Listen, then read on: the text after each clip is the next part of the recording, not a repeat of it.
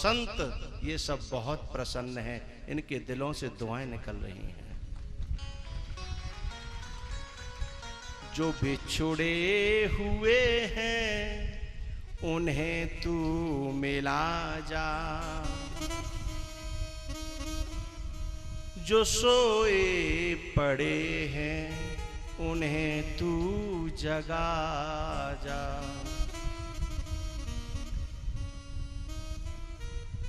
संबंधों को बिगाड़ने वाले तो बहुत होते हैं, लेकिन संबंधों को जोड़ने वाला तो कोई कोई होता है। और भैया जब संसारिक दो संबंध जुड़ते हैं ना, संसारिक शादी संबंध कराते हैं बिचौलिया लोग, तो दो परिवारों को जोड़ते हैं, दो संबंध जोड़ते हैं वहां, तो उनको भी बुराई मिलती है, बिचौलिया को बुराई मिलती है। लेकिन दो परिवार जुड़ते हैं तो सृष्टि आगे बढ़ती है, परमात्मा बहुत खुश होता है।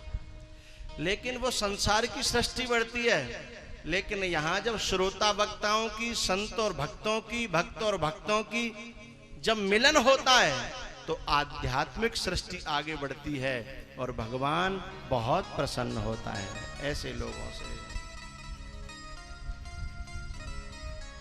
एक बात कहूं आपसे, यदि ऐसे कार्यक्रम कराना कोई गुनाह है, ऐसा अच्छा आयोजन कराना यदि कोई गुनाह है, और जिन बच्चों ने ये गुनाह किया है उनसे मैं कहूंगा कि ऐसे गुनाह बार बार करना भगवान के यहाँ बहुत अच्छी जगह मिलेगी, संतों के यहाँ बहुत अच्छी जगह मिलेगी। यदि ऐसा गुनाह हमने किया है तो हम ऐसा गुनाह बार बार करेंगे। और दुनिया की नजरों में दुनिया की तो दुनिया है, लेकिन भक्त और भगवान का मिलन, संत और भक्त का मिलन, भक्त और भक्तों का मिलन, श्रोता वक्ता का मिलन, ये आध्यात्मिकता के संबंधों को पुष्ट करता है। कितने दिनों की जमी हुई धूल थी हमारे हृदयों पर, हमारे अंतःकरणों पर, कितना सफाई हो गई। दोबारा से इस गांव में वो भक्ति का भाव, वो प्रेम का भाव, वो सब जगह जगह है। तो वो जो गलती इंद्र से हुई थी, उस गलती से भगवान प्रसन्न हुए। गलती क्या हुई?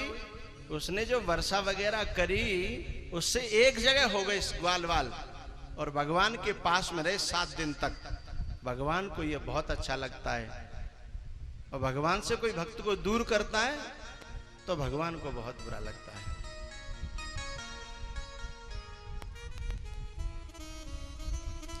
भैया फिर गिरिराज जी को रखा, परिक्रमा लगाई, पूजा करी। सुरपति पूजा बंद करा के, गोवर्धन पूजवावे रे, यशोदा तेरो छैया, यशोदा तेरो छैया। सुरपति पूजा बंद करा के, सुरपति पूजा बंद करा के, गोवर्धन पूजवावे रे, यशोदा तेरो छैया। हो यशोदा तेरो छैया।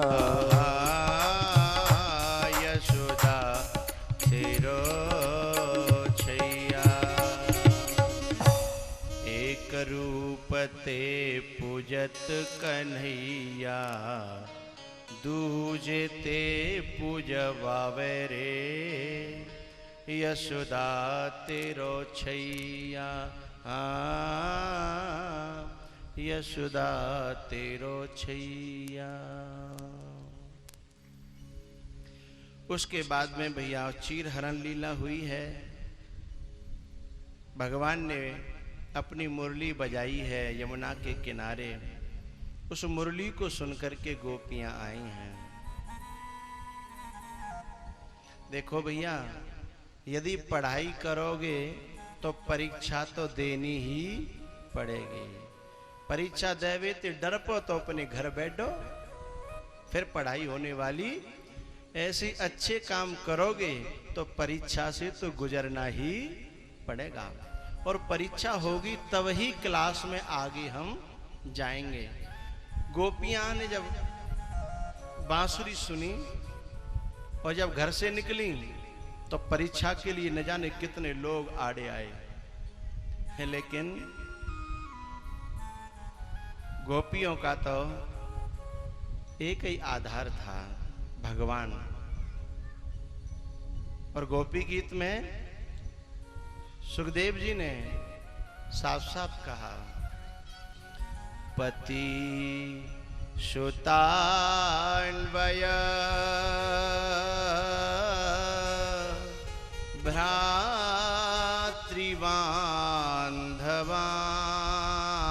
भ्रातृबान्धवान् अति विलंघ्यते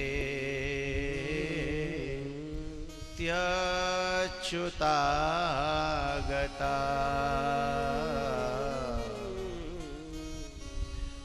वो सबको लांघती हुई और भगवान के पास पहुंची। वो मुरली जो वृंदावन में बजी थी न, वही मुरली धनौरा में बजी है 7 दिन। ये कथा भी भगवान की मुरली ही है, और इसे सुन सुन करके लोग जाने कहां कहां से आए हैं, जाने कहां कहां से। और जिनके भाग में नहीं थी वे धनौरा में रह क्यों या मुरली सुन नहीं पाए, भगवान ने कहूं दूर बरका दे होंगे कोई तरीका से, जिनके भाग में नहीं थी। अब भाग में क्यों नहीं थी उसको मैं आपको बताऊंगा। जब हम कोई फंक्शन करते हैं ना, तो हम जिन्हें हम अपना मानते हैं उन्हें दूर दूर से भी बुला लेते हैं, लेकिन हम किनको अपना मानते हैं? जिनका हमारे प्रति अपनापन है। और जिन्हें हम अपना नहीं मानते, जिनका हमारे प्रति अपनापन नहीं है, बगल में ही रहता है, हम नौता ही नहीं देते, तो वो खुशबू तो ले सकता है लेकिन हमारे निमंत्रण में सम्मिलित नहीं हो सकता। तो ये जो कार्यक्रम है ना, किसी के छोरा को ब्याह नहीं है, ये भगवान का कार्यक्रम है। भूमिया बाबा के सानिध्य में ये श्रीमद् भागवत की कथा का आयोजन है, और सार्वजनिक आयोजन है, ये किसी एक का नहीं है, और ये परमात्मा का है, मुख्य रूप से परमात्मा का आयोजन है, फंक्शन है। अब परमात्मा के प्रति जिनका अपनापन था वे तो दूर दूर से आए, और जिनका अपनापन था ना नहीं था वे यहीं रहे, लेकिन भगवान ने प्रवेश ही नहीं दिया, उनका प्रवेश ही नहीं हो पाया। उनकी समझ में ये मुरली नहीं आएगी जिनका अपनापन नहीं है, और जिनकी समझ में आती है ना उन पे रहा नहीं जाता। जैसे इसमें बहुत सारी बच्चियां हैं जो धनौरा की होंगी, जिनके ब्याह है गए होंगे, जो अपनी ससुरालों से चल चल करके आई होंगी कि हमारे गांव में भगवान की कथा है, संत आए हैं, गुरु आए हैं, चलो गांव। बहुत सी बच्चियां आई होंगी, बहुत सी माता बहनें ऐसी होंगी जिन्होंने कहा होगा कि और कहूँ भेजियो चाहे मत भेजियो, हाँ काऊ के ब्याह में मत भेजियो, काऊ के कार्यक्रम में मत भेजियो, पर भगवान की कथा में भेज दो, हैं? ऐसी शर्तें रखी गई होंगी। बहुत सी ऐसी माताएं होंगी जिन्होंने अपने काम रोजाना आधे पद्दे करे होंगे और आधे नहीं करे होंगे, लेकिन कथा पूरी सुनी होगी। बहुत सी माताएं तो ऐसी होंगी जिनके कपड़े घर में ढेर रह गए होंगे कि अब तो 7 दिन बाद धोएंगे, भगवान की कथा नहीं छूट जाए, काम धंधो हो या नहीं हो, पर भगवान की कथा नहीं छूट जाए।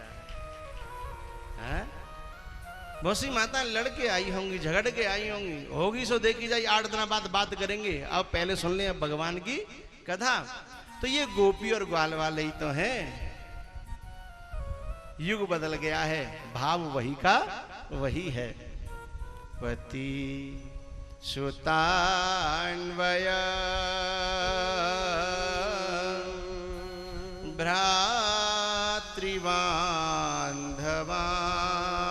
भ्रातृबान्धवान् अति विलंघ्यते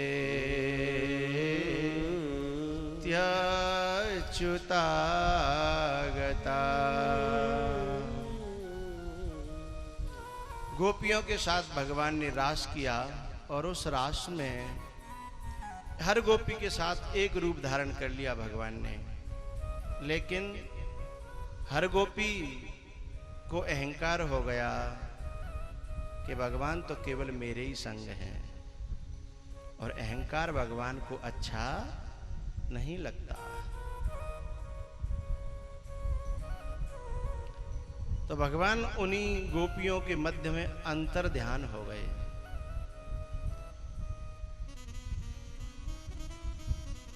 गोपियां व्याकुल हुईं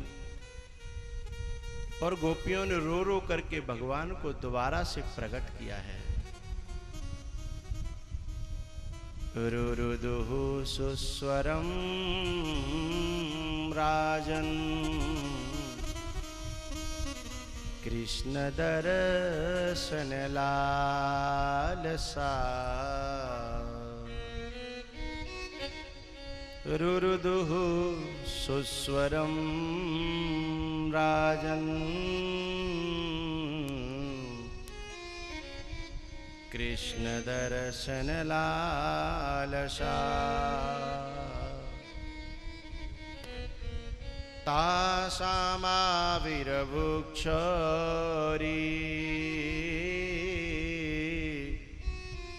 स्मयमान मुखाम्बुज।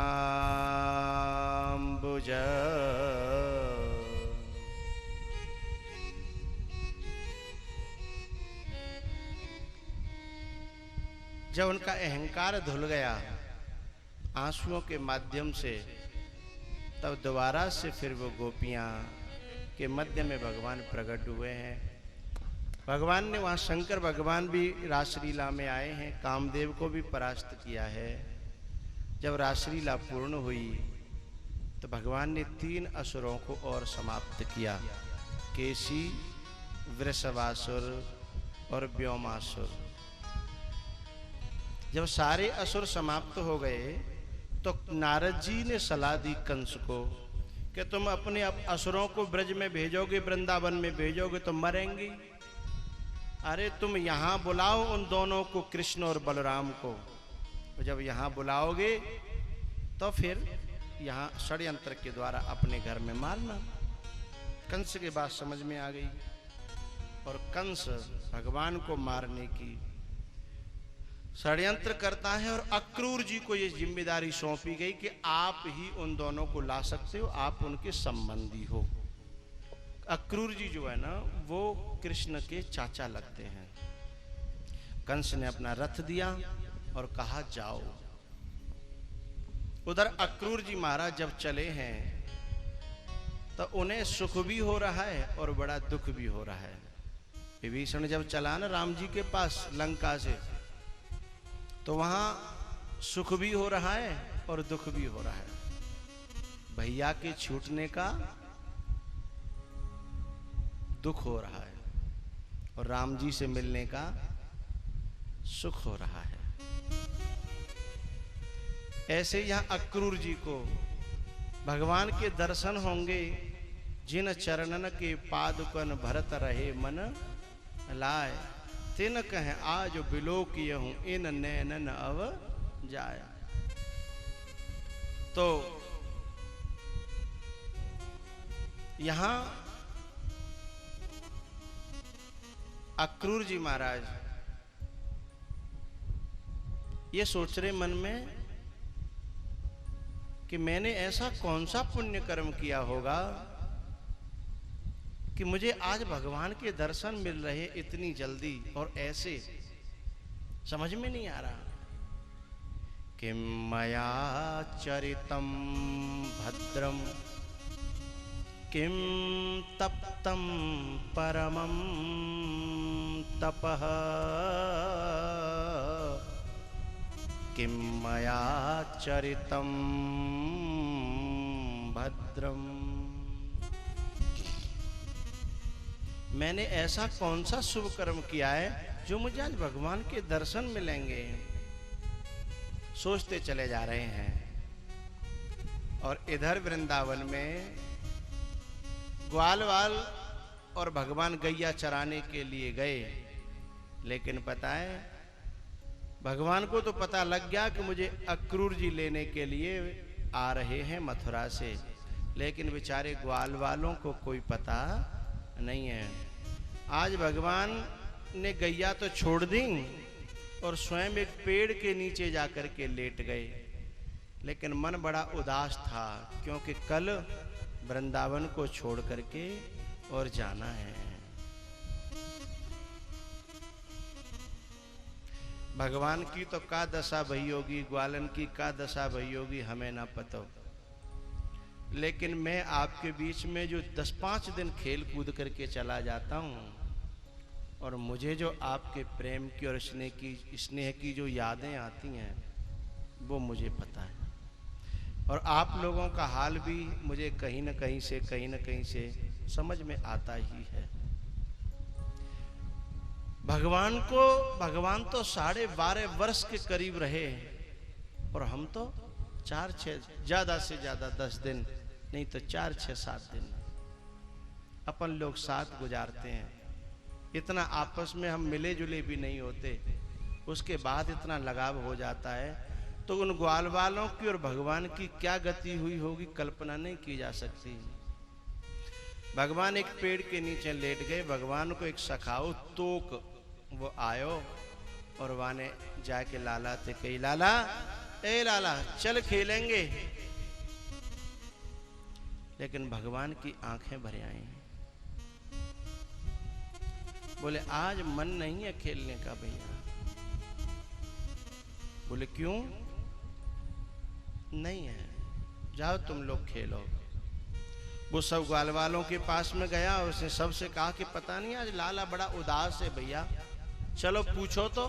और सब ग्वाल वाल आए, उन्होंने कहा ए लाला क्या बात है, चल खेलेंगे। तब भगवान ने कही, सखाओ एक बात बताओ, हम तुम एक साथ रहते हैं, खेलते हैं, कूदते हैं, लेकिन हम लोग यदि कभी अलग हुए तो। इतने पे एक सखा ने मुख पे हाथ रख दिया और कहा कि लाला या तो तू मिलता नहीं और अब मिल गया है तो बिछुड़ने की बात मत किया कर। तेरे से बिछुड़ने की कल्पना ही, सोचना ही हमको दुख देता है। कर्मन सो मिलबो भयो, कर्म ही तो बिछुड़ा है।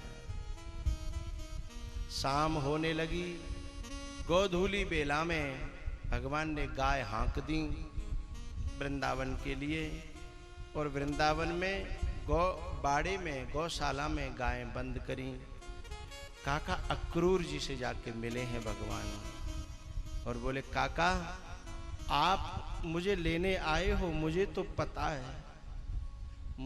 पता है, लेकिन अभी ग्वाल वालों को मत बताना और मेरी यशोदा मैया को तो बिल्कुल मत बताना, क्योंकि जितनी देर वो खुश रह लें उतना अच्छा है। क्योंकि उन्हें जब पता चलेगा तो मेरी मैया तो रो रो के बहुत बुरा हाल कर देगी। मेरी मैया मुझे बहुत प्यार करती है।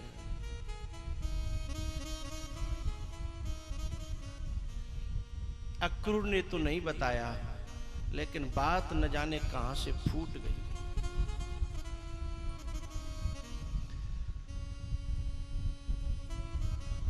सभी ग्वाल वालों को और गोपियों को पता लग गया कि भगवान को लेने के लिए ये अक्रूर आया है।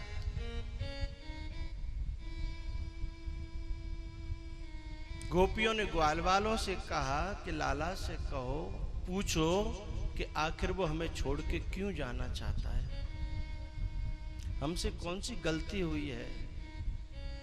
जो हमसे भूल हुई होगी उसे हम सुधार लेंगे, लेकिन वो हमारे साथ रहे। अब उसके बिना ये दुनिया, ये संसार, ये घर, ये परिवार, अब ये कुछ भी अच्छा नहीं लगता।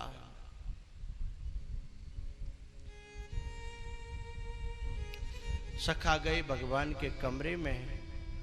भगवान बैठे बैठे सोच रहे थे माँ के बारे में।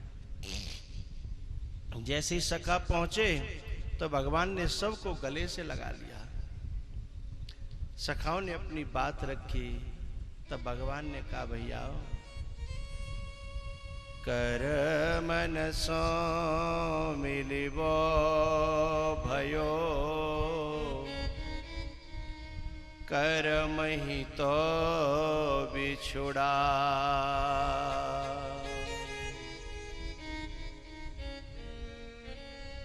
कर्मन सो मिलबो भयो, कर्म ही तो बिछुड़ा।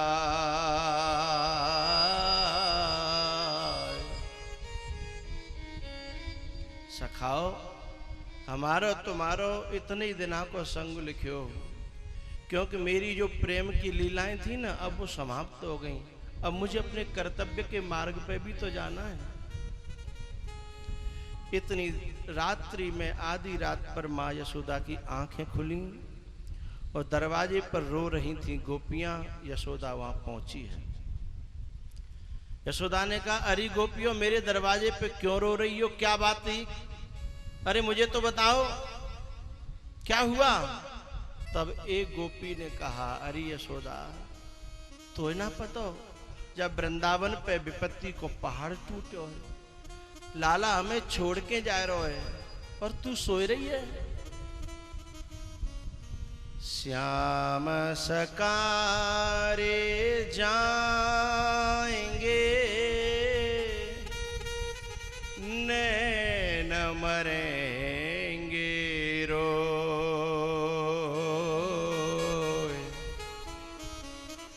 हे विधना ऐसो कीजियो, जासो भोरु न हो।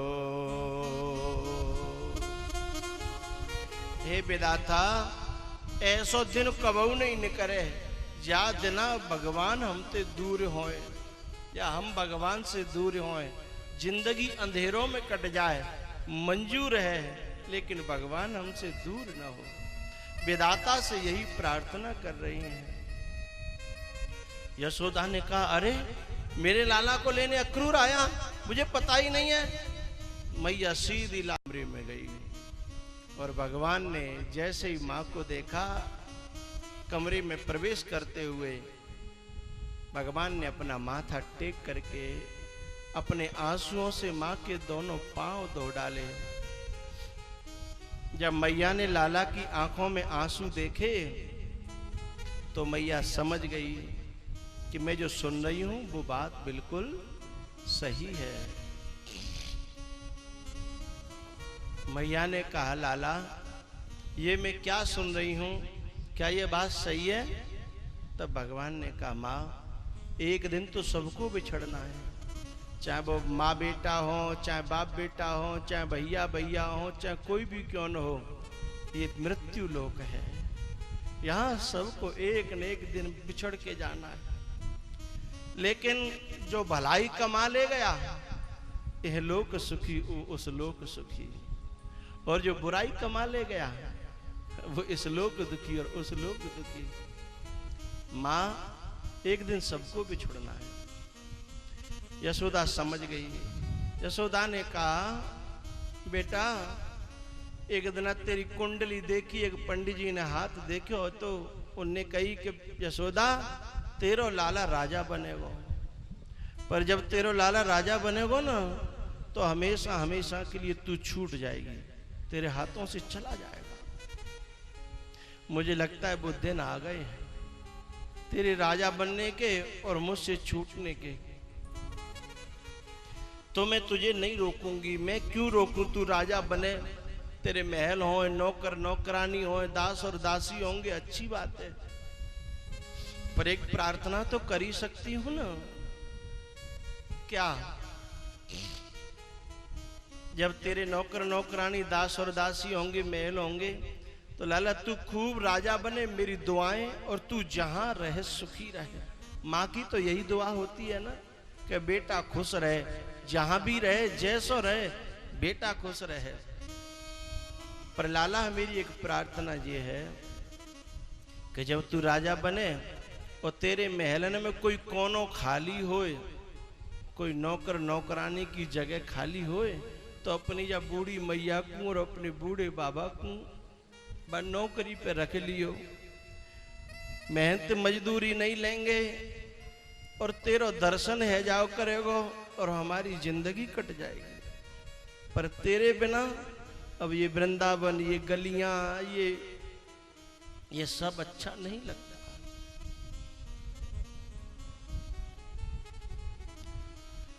भगवान ने मैया के आंसू पहुंचे और कहा, मां तू ऐसा क्यों कहती है? मैं कितनों बड़ो राजा है जाऊं, मैं कितनों बड़ो बन जाऊं, पर तेरो तो बेटा ही रहूंगो ना। मैं तेरो लाल ही कहाऊंगो, मैं कबू बड़ो तेरे लिए नहीं होंगो। मेरे ऊपर तो इतने ऋण है तेरे कि कितने जीवन बीत जाए, पर मैं वो ऋण चुका नहीं सकता। मां अभी आधी रात है, तू अभी से रोएगी तो कितना दुख होगा। चल अभी सो जा, सुबह देखेंगे। मैया को मैया के कमरे में कर आए भगवान, लेकिन अब मैया को कहीं नींद आती है। भगवान आके अपने कमरे में लेट गए, मैया पीछे से फिर आ गई। पूरी रात दुलार किया, सोते सोते कन्हैया के माथे पे हाथ फेरा। सुबह जब हुआ ना, सुबह लाला को जगाया, नहलाया धुलाया, तैयार किया, मोर मुकुट बांधा। लेकिन आज ऐसे श्रृंगार कर रही है जैसे अब पता नहीं कभी देखने को मिलेगा या नहीं मिलेगा। मोर मुकुट बांधा, टीका लगाया, और पता सगुन मनाने के लिए थोड़ी दही, माखन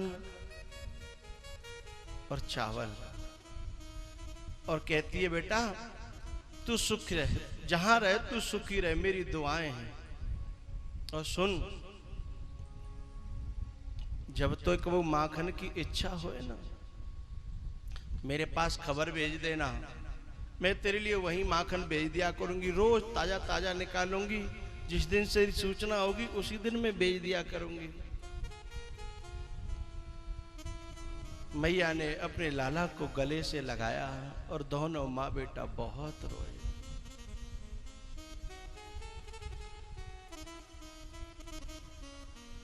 भगवान ने देखा कि मेरे बाबा कहाँ हैं, जिन्होंने मुझे पैया पैया चलना सिखाया, मेरे नंद बाबा। बाबा एक कोने में खड़े खड़े रो रहे थे। लाला ने जाकर के माथा टेका पांव में, और बाबा ने उठा करके गले से लिपटा लिया। मन है व्याकुल नयन सजल है, कैसी कठिन विदाई हो। सूरज के संग डूब रहा मन,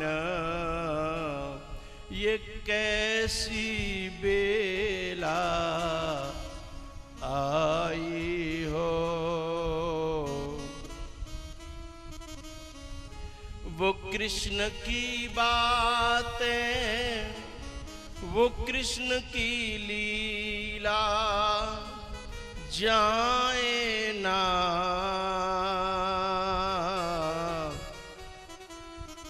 विसराई हो। जिसके मोह में सब कुछ भूला, थी वह वस्तु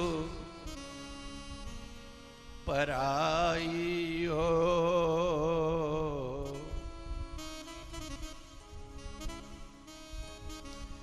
नंद बाबा और लाला बहुत देर तक गले से लिपटे रहे एक दूसरे से। बाबा मेरा स्वभाव बड़ो नटखट है, तो मैंने सदा आपको कष्ट दिया, मुझे क्षमा करिए बाबा। भगवान अपने उन सभी सखाओं के संग जो खेलते थे, चोरी करते थे, उन सभी से एक एक करके प्रभु मिले।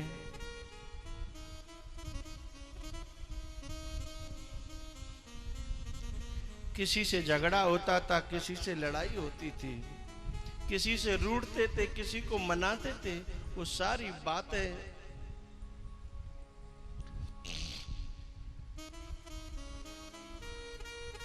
मैं तेरे शहर के एक मोड़ से जब निकला था,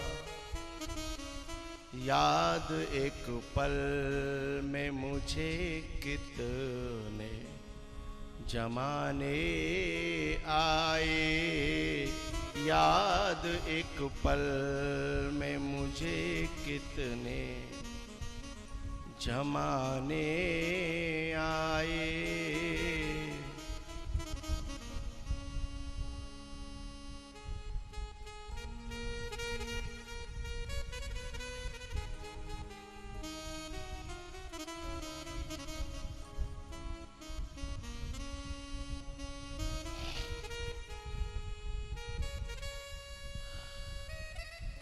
अक्रूर जी ने कहा, केशव आओ रथ पे बैठो, देर हो रही है। भगवान रथ पे बैठे, थोड़े से रथ आगे बढ़ा तो गोपियां जमीन पे लेटी थीं कि हमारे ऊपर से ले जाओ। भगवान ने उतर कर उन गोपियों को समझाया। इतने में पीछे देखा तो माँ बेहोश हो गई। फिर वही भगवान ने जाकर के माँ को उठाया और माँ से कहा, माँ मैं तेरा लाला देख अभी कहूँ नहीं गया, अभी यहीं पे हूँ। और जैसे ही माँ की मूर्छा दूर हुई, आंखें खुली, दोनों आंखों से टप टप बूंदें गिरने लगी और मैया ने अपने बेटा के आगे हाथ जोड़ लिए और कहा, बेटा मैं तो रोक नहीं रही, मैं तुझे रोकना भी नहीं चाहती, पर मेरी एक प्रार्थना है। क्या? मेरे मन में एक दुख और पीड़ा है, वह तू समाप्त कर जा और तू जा। का पीड़ा है? बोले मैंने तू एक छोटी सी गलती पे एक दिन पूरे दिन उखल से बांध के रखा था। अब उस दिन की जब याद आ जाती है तो मैं अपने आप को खुद क्षमा नहीं कर पाती कि मैंने तू काय को बांध्यो, काय को भूखो राख्यो और तेरे ऊपर पेड़ गिर गया तय। मैं उस अपराध को क्षमा नहीं कर पा रही हूं। तू अपने मुख से कह जा कि माँ मैंने तू क्षमा करी, तो मेरे मन में संतोष आ जाएगा कि मेरा मन ठीक हो जाएगा। भगवान ने कहा, माँ तू कष्ट की बात करती है, तेरे बांधने में जो सुख मिला ना, वो सुख तो मुझे बैकुंठ में भी कभी नहीं मिला। ऐसा समय बार बार आवे कि तू बांधे और मैं बंधूं।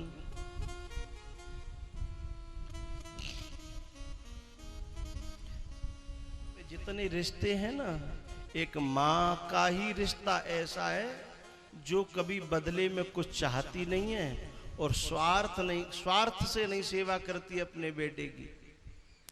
ये जितने भी और संबंध है ना, इनमें स्वार्थ होता है। जैसे कोई व्यक्ति, कोई माँ को बेटा और कहीं परदेश में नौकरी करता हो, बिजनेस करता हो, परदेश में रहता हो और वो घर फोन करे कि मुझे छुट्टी मिल गई है 15 दिन की, मैं आ रहा हूं परसों। पत्नी से पूछा कि मैं तेरे लिए क्या ले आऊं, तो पत्नी बताएगी वहां की जो फेमस चीज है ना वो ले आना। बहन से पूछे तेरे लिए क्या ले आऊं, वो बता देगी ये ले आना। बच्चियों से पूछे तो वो बता देंगी ये ले आना। लेकिन जब फोन माँ के कान पे जाता है और वो कहता है अम्मा पाँव छूं और मैं परसों छुट्टी आ रहा हूं, तेरे लिए का लेके आऊं बता, तो उसकी कोई फरमाइश नहीं होती और वो एक ही बात कहती है, बेटा तू जल्दी आ जा, बस तो आवे तो जो खुशी मिलेगी वो मुझे काऊ सामान ते नहीं मिलेगी। तू ही मेरी दौलत है, तू ही मेरी खुशियां है, तू ही मेरा सुख है, तू ही मेरा चैन है, तू जल्दी आ जा और बता मैं तेरे लिए क्या बनाऊं। और पता है जब बालक आता है ना तो कितने बीमार पड़ी हो डुकरिया है, घाट में से तुरंत खड़ी है जाएगी कि मेरो छोरा आयो, मेरो छोरा आयो। कभी कभी माँ का बलिदान देखने लायक होता है।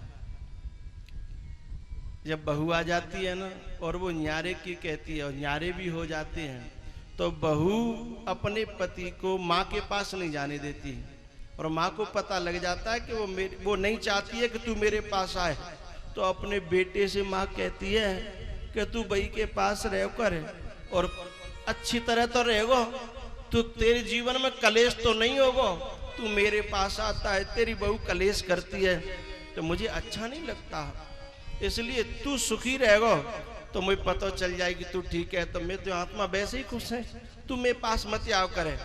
अपने पेट से जन्मे हुए बेटे को भी वो दान कर देती है कि तुम खुश रहो, मेरा तो जैसे जीवन बीतेगा बीत जाएगा। कितना निर्मल और पावन है माँ बेटे का नाता। 9 मास गर्भ में धरती उस माँ को शीश झुकाता, बेटा कोई माँ से रूठे, माँ 100 बार मनाए, यदि माँ बेटे से रूठे उसे कौन मनाए। भगवान दोबारा से रथ पर बैठे और रथ आगे बढ़ा। जब तक गोपियों को दिखता रहा तब तक देखती रही। फिर एक गोपी पेड़ पे चढ़ के देखती रही। जब आंखों से ओझल होने लगा तो उस गोपी ने देखा कि मुझे बेहोशी आ रही है और मैं गिर गई तो मर जाऊंगी और जाने क्या क्या बातें बनेंगी कि गोपी मर गई। उसने विधाता से प्रार्थना करी, है विधाता मुझे अभी मत मारना। लेकिन मूर्छा बढ़ती चली जा रही थी। उसने देखा कि विधाता नहीं सुन रहा, तब उसने कागाओं से प्रार्थना करी, कागा ये तन खाइयो, चुने चुने चुगियो मास, ये नैना मत खाइयो, मोहि श्याम दरस किया। भगवान आंखों से ओझल हो गए। कोई गोपी कहीं गिर पड़ी, कोई गोपी कहीं गिर पड़ी। फिर वृंदावन ऐसा हो गया, घर मसान जन परिजन भूता। कृष्ण का जिस दम गमन मथुरा की तरफ होने लगा, धरती का सीना फट गया और आसमां रोने लगा। गम भरी ये बात है, हर एक गम सहने लगा। रो रो के सारा नगर फिर इस तरह कहने लगा, ना जा रे ना जा रे ना जा रे ना जा रे।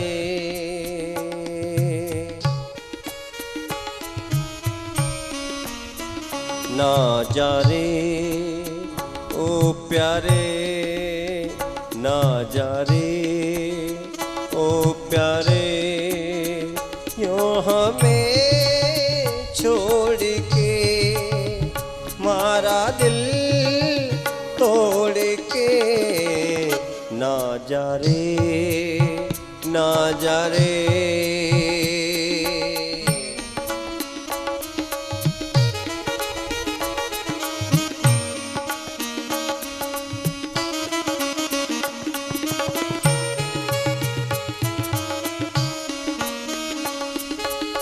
तुझसे बिछड़ के ओ मेरे प्यारे कैसे रहेंगे हम,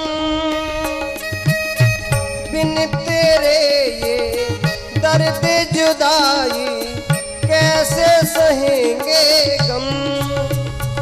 प्यारे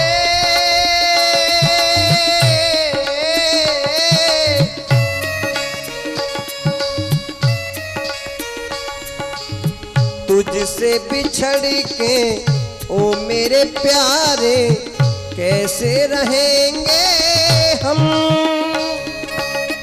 बिन तेरे ये दर्द जुदाई कैसे सहेंगे गम।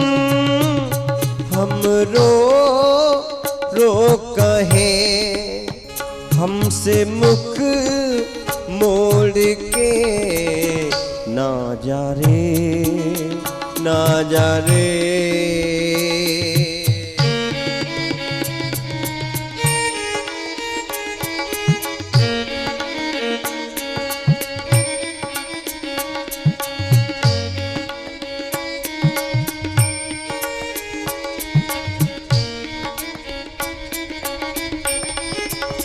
जब से तेरे साथ रहे हम घर अंगना नहीं भाए,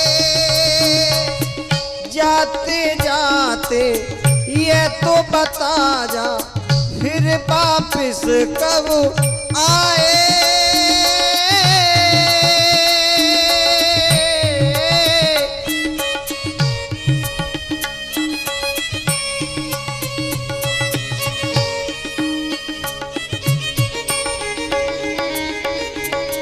जब से तेरे साथ रहे हम घर अंगना नहीं भाए, जाते जाते ये तो बता जा फिर वापिस कब आए। बिरहा के से सहे दिल से दिल तोड़ के ना जा रे, ना जा रे।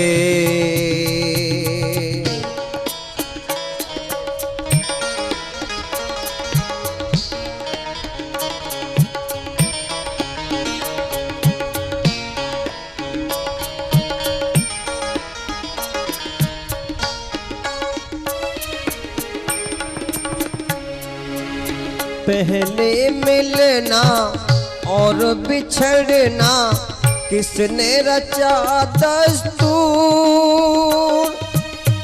प्रेम में फंस के भूल गए तू होगा हमसे दूर।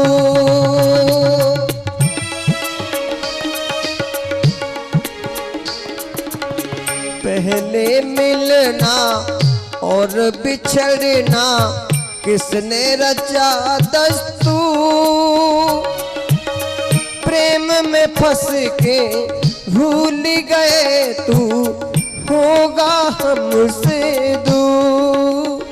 तेरे चरणों में सर विनती कर जोड़ के ना जा रे, ना जा रे। यो हमें छोड़ के मारा दिल तोड़ के ना जा रे, ना जा रे, ना जा रे, ना जा रे, ना जा रे, ना जा रे, ना जा रे, ना जा रे, ना जा रे।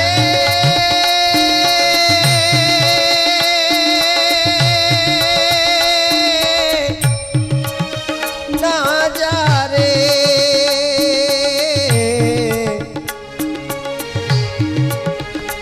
तेरे चरणों में सर विनती कर जोड़ के, ना जा रे ना जा रे ना जा रे मेरे प्यारे।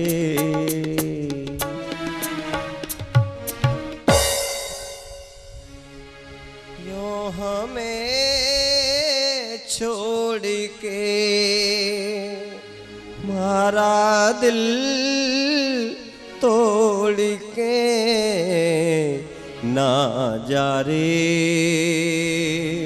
ना जा रे तेरे चरणों में सर विनती कर जोड़ के, ना जा रे ना जा रे ना जा रे ना जा रे। भगवान ने मथुरा में जाकर के कंस का उद्धार किया और अपने नाना और अपने माता पिता को जेल से निकाला। भगवान को एक दिन देवकी मैया ने थाली परसी और एक उद्धव के लिए जो उनके चचेरे भाई हैं। उस थाली को जैसे ही देखा और भगवान ने खिसका दिया और छत पे जाकर के रोने लगे। उद्धव थोड़ा सा बृहस्पति का शिष्य था, ज्ञानी था, उसे ये भक्ति भावना प्रेम ये सब अज्ञान लगता था। वो प्रेम को भी मोह कहता था। मोह में और प्रेम में अंतर होता है। संसार से और भोगों से जो होता है वो मोह होता है, सदगुरु से और परमात्मा से और भक्तों से जो होता है वो प्रेम होता है। लगभग एक जैसे ही होते हैं लेकिन बहुत अंतर होता है। यह मोह यदि सदगुरु में लग जाए, भक्तों में लग जाए, भगवान में लग जाए तो मोह ही सबसे अच्छा साधन बन जाता है कल्याण का। और यदि ये मोह दुनिया में लग जाए, भोगों में लग जाए तो पतन का सबसे बड़ा कारण बनता है।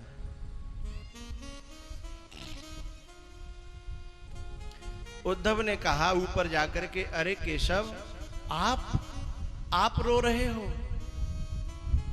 आप स्वयं स्वरूप में स्थित होते हुए भी। भगवान ने कहा उद्धव भैया मुझे तो पता ना का है गो, लेकिन मेरे आंसू बंद नहीं होते हैं। मुझे ब्रज की बहुत याद आती है। ऊधो मोय ब्रज विसरत नहीं।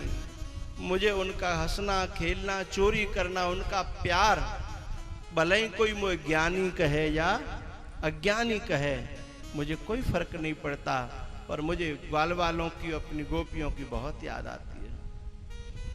यदि तुम मेरा रोना बंद करना चाहते हो तो पहले जाकर के मेरे गोपी और ग्वाल वालों का रोना बंद करो। उनके अज्ञान को और मोह दो। मेरे प्रति उनकी जो आहें आती हैं, उनकी जो यादें मुझसे टकराती हैं तो मुझे भी रोना आता है।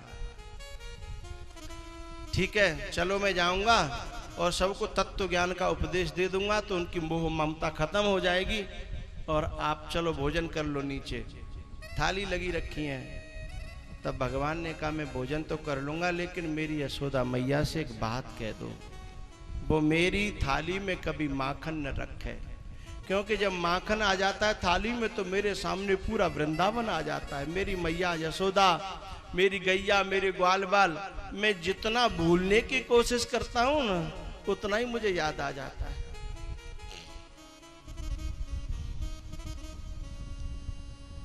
आप जितने भी श्रोता बैठे हो ना, आपने बहुत प्यार दिया इन दिनों में। इतनी गर्मी में, इतनी परेशानी में आप लोग आए और आप लोगों ने रोजाना कथा का श्रवण किया, मुझे बहुत प्रेम दिया। लेकिन अब जब भी आसपास कहीं माइक बज रहा होगा ना और आपको पता लगे कथा हो रही है और वहां जाओगे, उस वक्त देखो बैठोगे उस कथा में, लेकिन याद आएगी आपको इस कथा की कि हमारे यहाँ ऐसा होता था, हमारे यहाँ ऐसा होता था, हमारे यहाँ ऐसी कथा होती थी। कथा का चिंतन मनन और इसका ध्यान यह भी अपने आप में एक साधना है। वर्षों तक आपको ये चिंतन रहेगा कि संत आए थे, गुरुजन आए, उनको भोजन कराया, उनके दर्शन मिले हैं, और इस प्रकार का यहाँ माहौल रहा, सालों तक इसका चिंतन रहेगा। और इससे फायदा क्या होगा? ये शाम संस्मरणात् पुंसाम सद्य सुद्यंति वै गृहा किम पुनर्दर्शन स्पर्श पाद शौचासनादि भी। जैसे विषयों का ध्यान करने से हमारा मन अपवित्र होता है, ऐसे ही संतों का, सदगुरुओं का, कथा का ध्यान करने से हमारा मन पवित्र हो जाता है, निर्मल हो जाता है।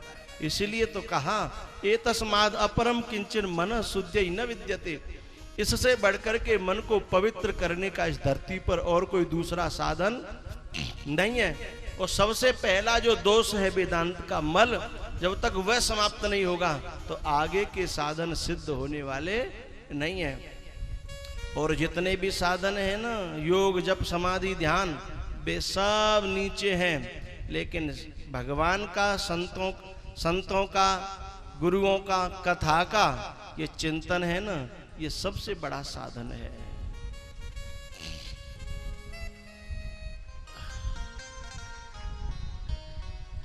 उद्धव भैया, मेरी थाली में जो माखन रखा है ना, उसे हटवा दो तो मैं भोजन कर लूंगा।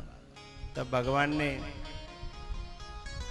आकर के भोजन किया और उद्धव फिर मथुरा से ज्ञान का उपदेश देने के लिए वृंदावन चले हैं।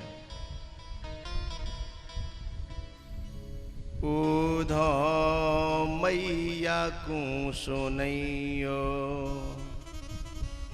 तेरो लाला दुख पावे, मैया को सुनैयो। उद्धव भैया, गोपी ग्वाल वालों से तो तुम्हें जो कहना है सो कहना, लेकिन मैया को मेरा ये संदेश जरूर देना। उद्धव मैया को सुनैयो। एक बात कहना चाहता हूं भैया, परमात्मा के दिल में ग्वाल वालों ने जगह बनाई, तभी तो परमात्मा की आंखों में आंसू आ रहे हैं मथुरा जाकर के। लेकिन हम लोगों ने परमात्मा नहीं देखा। हम जितने भी यहाँ भक्त लोग बैठे हैं और हमारे गुरुदेव भी इस गांव में विराजमान है, हम सब लोगों ने भगवान नहीं देखा और न हमारा भगवान का दर्शन किया है, न भगवान से हमारा परिचय है। लेकिन हम बहुत सौभाग्यशाली हैं। कल परसों की बात है, जब गुरुजी आकर के बैठे थे ना मंच पर, और जब उनकी आंखें डबडबा आईं और जब उन्होंने अपने गुरुजी का ध्यान किया कि मुझे ऐसी शक्ति दो कि मैं यहाँ बोल सकूं, और जैसे तैसे उनकी वाणी मुखर हो पाई, तो इसका मतलब यह है कि हम सौभाग्यशाली हैं। हमें दुनिया में और कोई जगह मिली हो या न मिली हो, पर हमें अपने गुरु भगवान के हृदय में जरूर जगह मिली है, और ये जगह सबसे ज्यादा कीमती जगह है। संतों के हृदय में, गुरुओं के हृदय में हमारा कोई जगह, कोई स्थान, कोई कोना जरूर हमें मिला है। और उनकी आंखों में जो हमारे प्रति जो प्रेम, जो करुणा, जो स्नेह छलका, ये सबसे बड़ी उपलब्धि है हमारी। इससे ज्यादा और हमें कुछ पाने की जरूरत नहीं है। तो ग्वाल वालों ने भगवान के दिल में जगह बनाई है, हमने संतों के दिल में जगह पाई है, गुरुओं के दिल में जगह पाई है। इससे ज्यादा और हमें चाहिए भी क्या?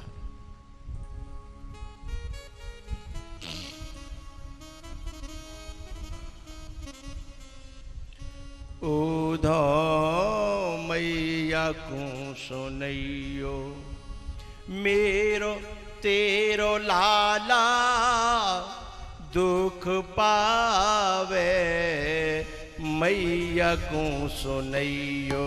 उद्धव मैया को सुनैयो तेरो लाला दुख पावे, मैया को सुनैयो। कौन मुख धोबे ताते जल अचरन पहुँच समारे, कौन मुख धो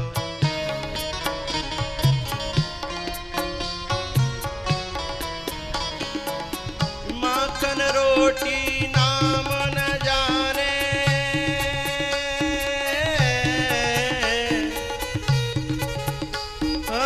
माखन रोटी नाम न जाने, कनुआ कहे को न बुलावे।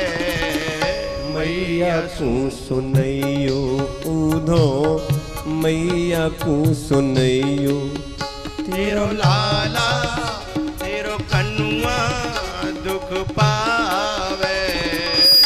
मैया को सुनैयो।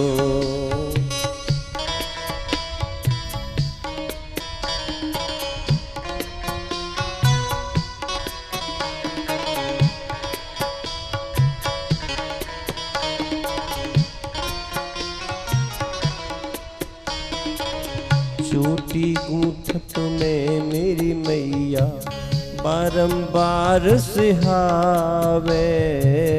चोटी गूंथत में मेरी मैया बारंबार सिहावे। एक रोम खसे जो मेरो,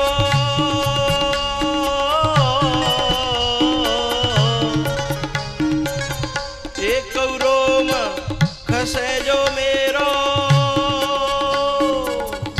बार बार कुल देवता मनावे। मैया को सुनैयो ऊधो, मैया को सुनैयो तेरो लाला तेरो कनुआ दुख पावे। मैया को सुनैयो ऊधो, मैया को सुनैयो। मथुरा से जब चले ऊधों तो वृंदावन निकट आया। वहीं से प्रेम ने अपना अनोखा रंग दिखलाया। उलझ कर वस्त्र में कांटे लगे ऊधों को समझाने। तुम्हारा ज्ञान पर्दा फाड़ देंगे प्रेम दीवाने।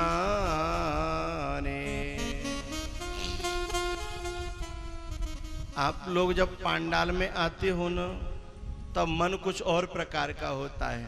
गीला गीला होता है, भक्ति भाव से भरा होता है और बड़ी बातें समझ में आती हैं।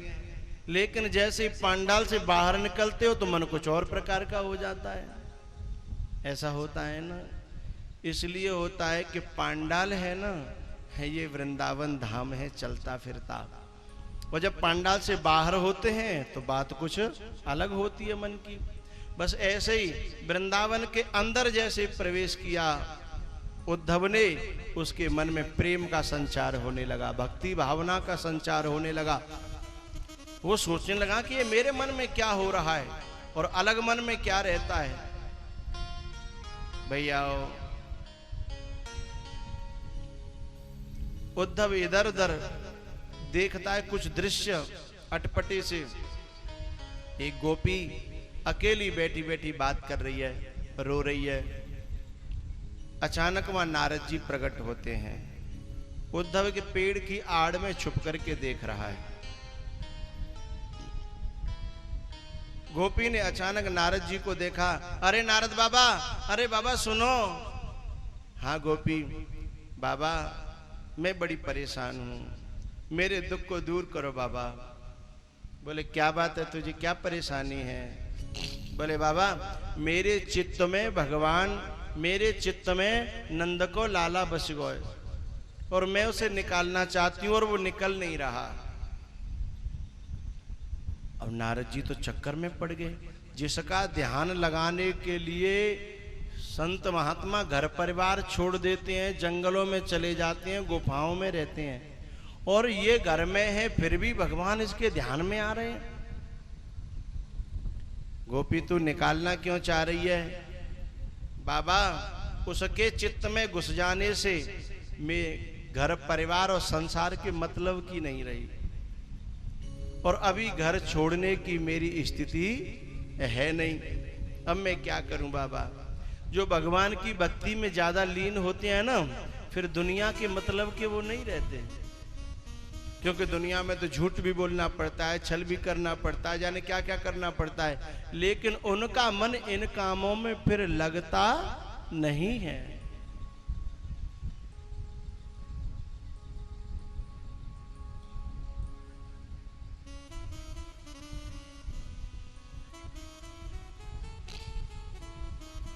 बाबा ऐसी कृपा करो कि जी अभी नंद को लाला मेरी चित्त से निकल जाए।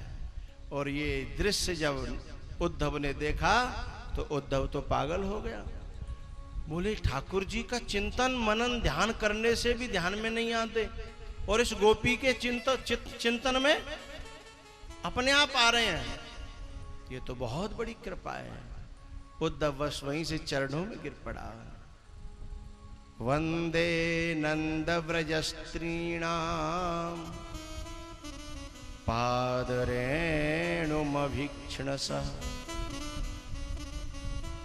यासाम हरिकथोद्गीतम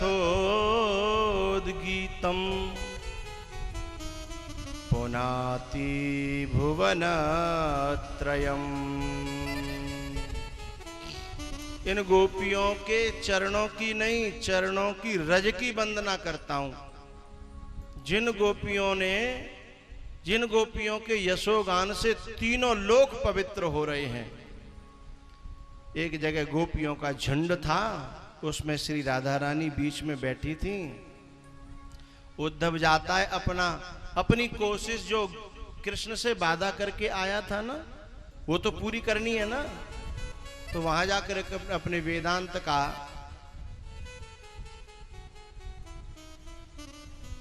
वक्तव्य देता है कि ब्रह्म सत्यम जगन मिथ्या जीवो ब्रह्मैव नापर।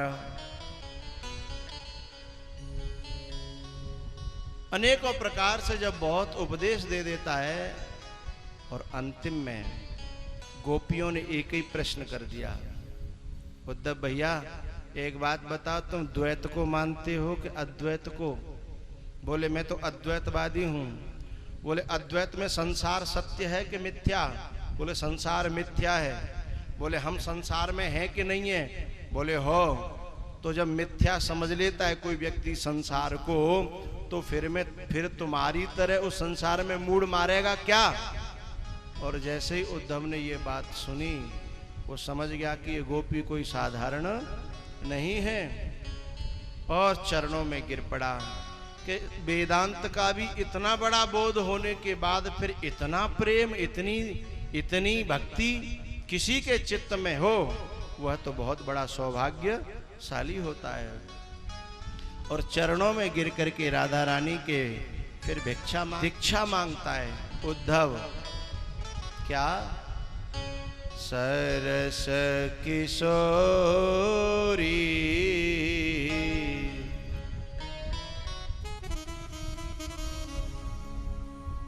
उठाओ।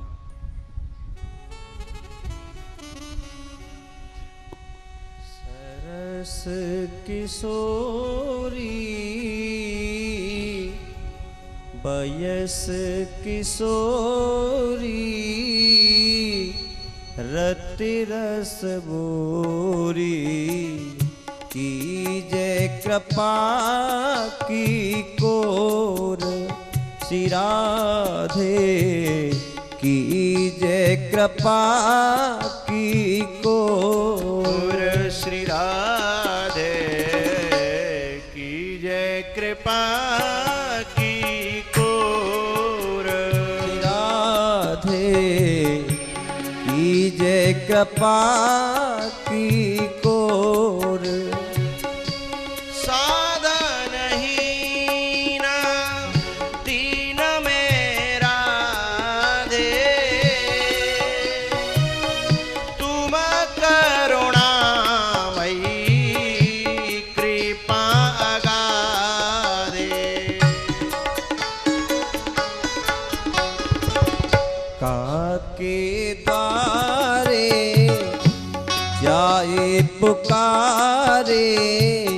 कौन निहारे। दुखियन की ओर श्री राधे कीजे कृपा की ओर। गोपी प्रेम की भिक्षा दीजे। गोपी प्रेम की भिक्षा दीजे। कैसे हूँ मोहे अपनो कर लीजे। तेरे गुण गावत दिवस बितावत दृग भर आवत वह हो